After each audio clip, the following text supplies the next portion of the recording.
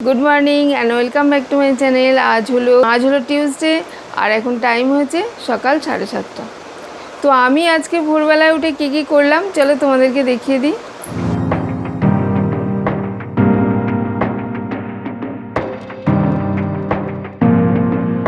Good morning, এখন time হয়েছে 5:30। আমি 5:20-তে উঠেছি।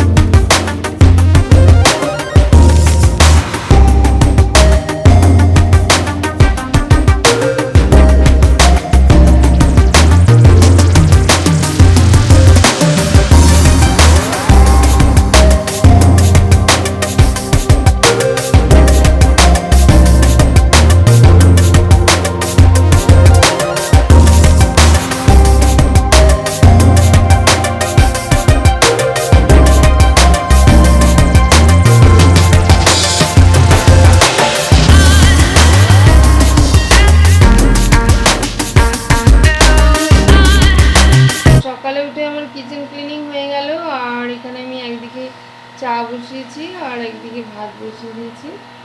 আজকে আমাদের লাঞ্চ হলো করলা আলু বয়েল করেছি আর করেছি এটা কাতলা মাছের ঝোল আছে, কাতলা মাছের ঝোল আর এটা হচ্ছে দই, টক দই। এই হচ্ছে আমাদের আজকের লাঞ্চ। আর আজকে আমার পুজো হয়ে গেছে।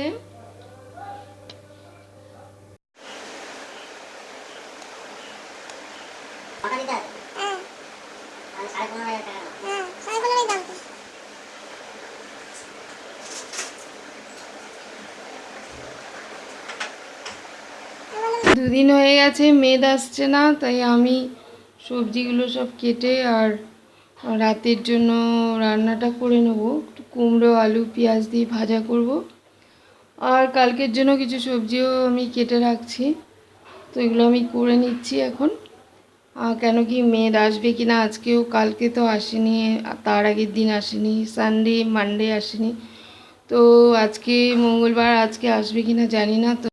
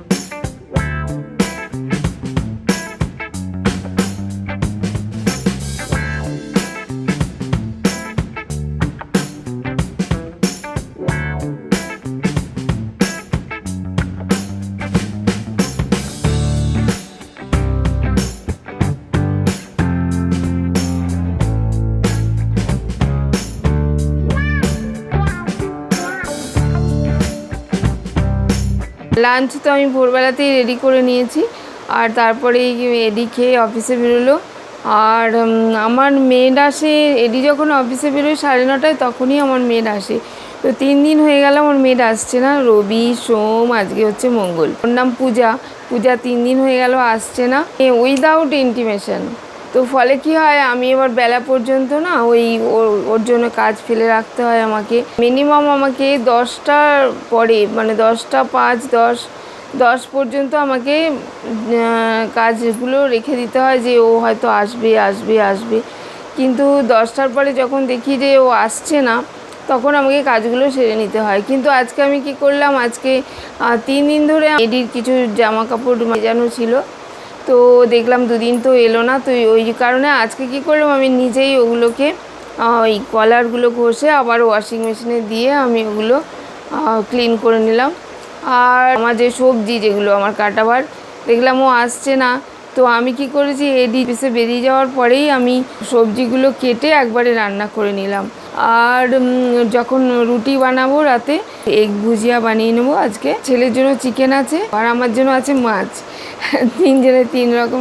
যদি জানি যে আমাকেই করতে হবে, তো আমি আগে থেকেই সেইভাবে করে নেব আর কি। যখন আমার সুবিধা হবে, সময় সুযোগ বুঝে আমি ঠিক করে ম্যানেজ করে নেব। কিন্তু যখন ভাবি যে আসবে হয়তো, কিন্তু দেখছি আসছে না, তখন খুব প্রবলেম হয়ে যায়। ডিপেন্ড করাটা খুবই প্রবলেমের ব্যাপার। 2 দিন ধরে ওগুলোকে আমি আমার হ্যান্ডেলওয়ালা যে পোছা আছে ওটা দিয়ে আমি করে নিই। আর ঘর আমি 2 দিন করিনি, শুধু এমনি জাস্ট ঝাড় দিয়ে রেখে দিচ্ছিলাম। তো আজকে ওটা ক্লিন করলাম, ওই পোছা মেরে দিলাম। আসলে অভ্যেস নেই, তো একটু তো প্রবলেম হয়ই। এখন তো বেজে গেছে 10:30, তো আমি এখন খেয়ে নেব, লাঞ্চটা করে নেব। লাঞ্চ করে নিয়ে তারপরে তোমাদের সঙ্গে কথা বলবো। তো আমি রেডি হয়ে গেছি। লাঞ্চ করার পরে একটু শুয়েছিলাম, 15-20 মিনিট শুয়েছিলাম, আর তার বেশি তো আমার ঘুম হয় না। আর শুয়ে থাকলে কি হয়, বেশিক্ষণ যদি না হয়, যদি শুয়ে থাকি, তাহলে আমার এই চোখের নিচে এগুলো না সব ফুলে যায়। ওই জন্য আমার বিভিন্ন রকম কথাবার্তা সব মাথায় চলে আসে, আর ঘুম তো হবেই না, আর চোখের নিচে ফুলে যাবে। তো ওই জন্য আমি আর ঘুম না হলে আর শুয়ে থাকি না, উঠে পড়ি তাড়াতাড়ি। উঠে একবারে রেডি হয়ে নিলাম। আবার কেননা এখন 3টে বেজে যাবে, আবার কথা বলতে বলতে তোমাদের সঙ্গে। তারপরে আবার চলে যাব কিচেনে গিয়ে চায়ের অ্যারেঞ্জমেন্ট করব। আর তোমরা তো জানোই আমার রুটিন রোজই একই থাকে আমার রুটিন। তো বন্ধুরা বলো, তোমরা কে কেমন আছো? আর সামনে তো পুজো এসে যাচ্ছে, কিন্তু দেখো পুজোর আগে কোনো বৃষ্টি হলো না, আর দেখবে পুজোর সময় ঠিক বৃষ্টি হবে। একবার জানো তো কী হয়েছে, একবার এই বছর দুয়েক আগে দিল্লি থেকে আমার বোন অনেক বছর পরে ও এসছিল বেড়াতে পুজোর সময় এখানে ঠাকুর দেখবে। বিশেষ করে ওর মেয়ে আর কি, ওর মেয়ে কলকাতার ঠাকুর দেখেনি, তো কলকাতা ঠাকুর দেখবে বলে এসছিল। ওরা সপ্তমীর দিন এসছে আমার ভাইয়ের বাড়ি, অষ্টমীর দিন আমার বাড়িতে এলো। আমার ছেলে, ভাইয়ের ছেলে, বোনের মেয়ে আর বোনের হাজব্যান্ড, তো সবাই মিলে ওরা ঠাকুর দেখতে বেরিয়েছে। মানে তখন কটা হবে, 7টা হবে সন্ধেবেলা, তখন বেরিয়েছে ঠাকুর দেখতে। ঠাকুরের একটা যে অলৌকিক একটা মহিমা, সেটা অন্তত বিশ্বাসটা ছিল কি এতদিন ধরে, এত বছর ধরে, কিন্তু ওই বছরে সব বিশ্বাস একদম ভেঙে গেল। কেননা প্রত্যেক বছরেই দেখেছি সকালের দিকে যদি বা বৃষ্টি হয়, সন্ধ্যের পরে মানে এই খুব বেশি যদি বৃষ্টি হয় 7টা-8টার পরে বৃষ্টিটা ধরে যায়। কারণ সবাই ঠাকুর দেখতে বেরোবে, জামা কাপড়গুলো পরবে। তো যাই হোক, এগুলো করতে পারা যায়, প্রত্যেক বছরই এরকম থাকে।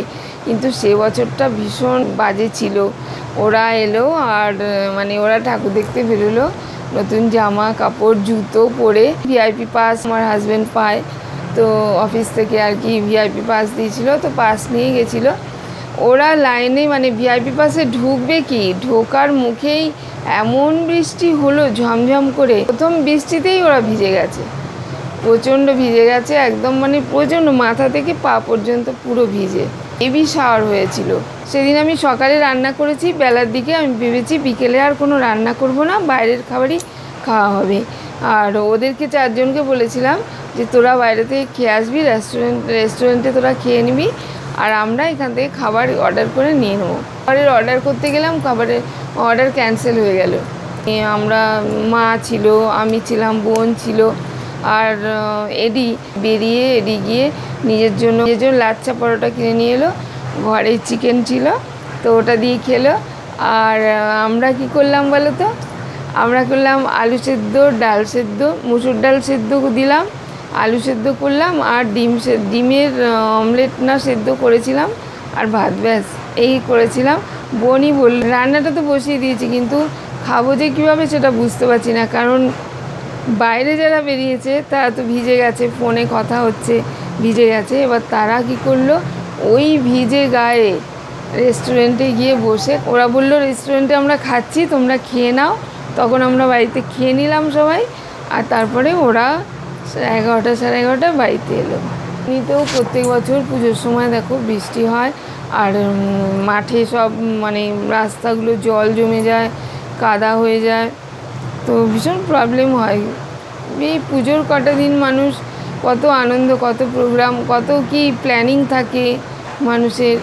তোমাদেরকে বলা হয়নি আগের ভিডিওতে, মানে আগের ব্লগে আমি স্যাটারডে সানডে ব্লগে আমি ইয়াকনি পোলাও বানিয়েছিলাম।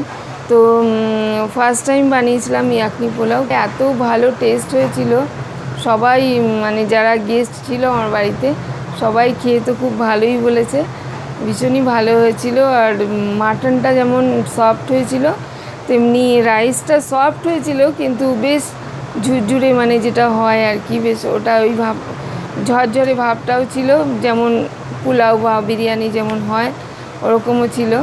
আরেকটা জিনিস যেটা খুব ভালো হয়েছিল সেটা হচ্ছে, আমি ওটা রান্না করেছিলাম সানডেতে, রান্না করেছিলাম চিকেন রান্না করেছিলাম, মানে মৌসুমির রেসিপিতে আমি রান্না করেছিলাম। চিকেনটা অসাধারণ হয়েছিল। আমি ভেবেছিলাম যে হয়তো একটু কাঁচা গন্ধ হতে পারে, কোনো গন্ধ ছিল না, কাঁচা গন্ধ কিছুই ছিল না, খুব ভালো হয়েছিল। এটাই তোমাদেরকে জানালাম যে মৌসুমির মানে মৌসুমির রেসিপি অনুযায়ী করে, আর সেদিন চিকেন খুব ভালো হয়েছিল। আজকে আমি বানিয়েছিলাম তো তোমাদেরকে দেখালাম।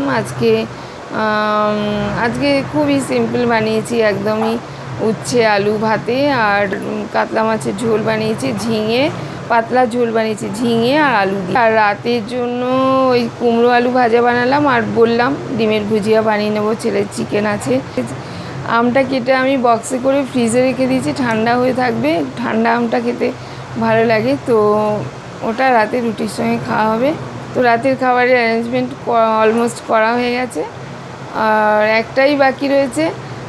পূজা আমার আটা মেখে দেয়, বেশিরভাগই ওই মেখে দেয়, আর যখন ও আসে না তখন আমি মেখে নিই।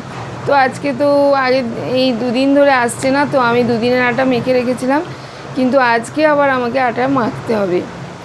আর আজকে চায়ের সাথে এখন যেটা বানাবো, চায়ের সঙ্গে বানাবো আজকে এদিকে বানিয়ে দিয়েছিলাম এগ রোল, অফিসের টিফিনের জন্য। ছেলের জন্য বানাবো এগ রোল এখন, আর আমার জন্য যেমন রাইস দোসা বানাই ওরকমই বানাবো, আর চা বানাবো, ব্যাস। তো চলো বানিয়ে নিই দেখি। এই যে আমার চা এসে গেছে।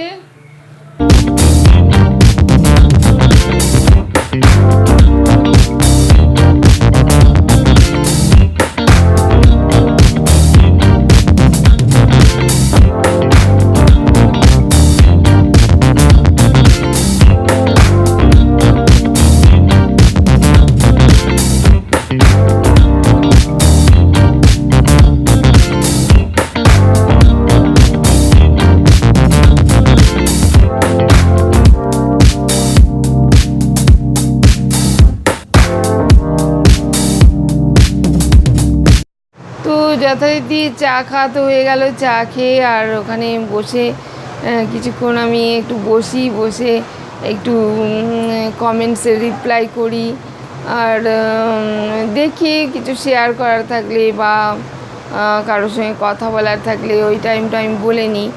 তারপরে কিছু স্প্যাম মেসেজ থাকলে সেগুলো ডিলিট করি, এগুলো সব কাজগুলো করে নিই। করে নিয়ে 4টের সময় একটা সিরিয়াল দেখি, দেবী চৌধুরানী, ওই সিরিয়ালটা দেখি।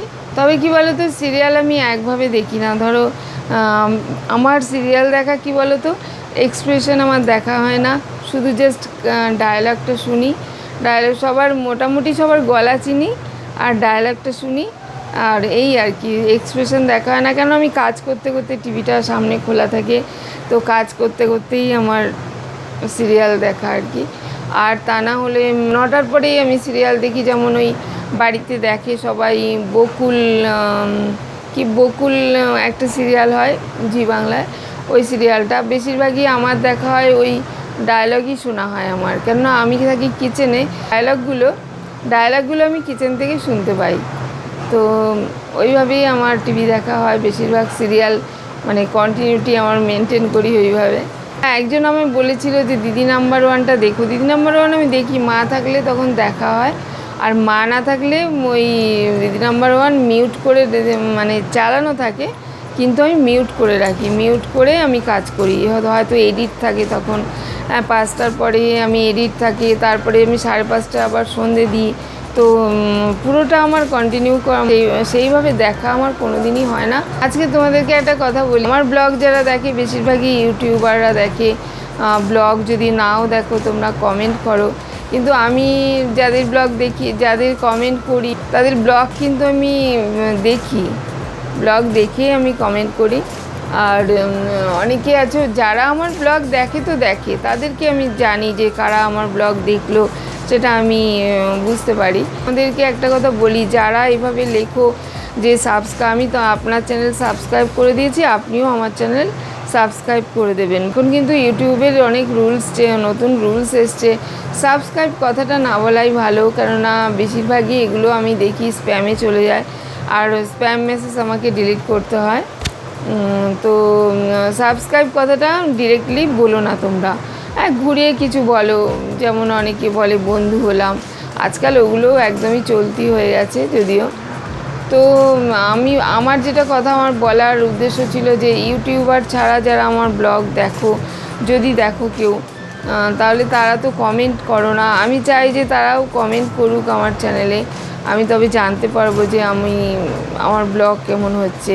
আর একটা করে লাইকও দাও, তোমরা কমেন্টও করো আর একটা করে লাইকও দিও। অবশ্য যদি ভালো লাগে তোমাদের, তাহলেই একটা করে লাইক দিও, কমেন্টস করো।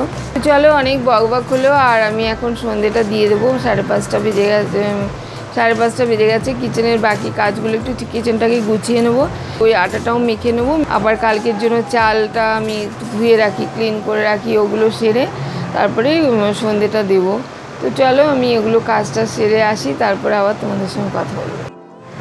তো সন্ধে দেওয়া হয়ে গেল, আর এখন আমি যাবো আবার ওই লিভিংয়ে বসবো, টিভির সামনে বসবো, বসে কিছু কাজ আছে সেগুলো আবার সারবো। আর পারলে এই ব্লগটা, আজকের ব্লগটাও এডিট করব, কেননা আমি তো ব্লগ খুব গ্যাপে গ্যাপে দিই। তো অনেকেই বলে যে আমি একটু গ্যাপে ব্লগ দিই। তো চলো, আজকের ব্লগটা আমি এখানেই শেষ করছি, আবার দেখা হবে নতুন ভিডিওতে। টাটা।